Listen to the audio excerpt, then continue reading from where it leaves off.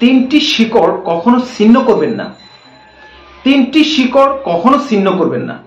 জীবন জীবিকার প্রয়োজনে যেখানে থাকুন না কেন, তিনটি শিকড় কখনোই ছিন্ন করবেন না।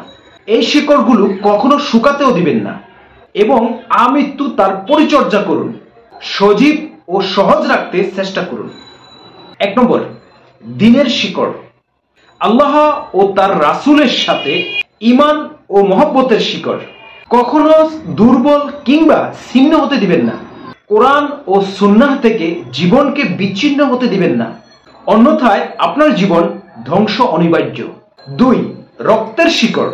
বাবা মা কিংবা আত্মীয় স্বজন থেকে কখনোই ছিন্ন হবেন না, তাহলে আপনার হায়াতে ও রিজিকে বরকতের অভাব হবে না। 3 নম্বর, এলমে ইসলামী শিকড়। নিজের পরিচিত ছোট বড় শায়েখ থেকে কখনো বিরত হবেন না, এতে আপনার এলেম ও ইজ্জতের কমতি হবে না।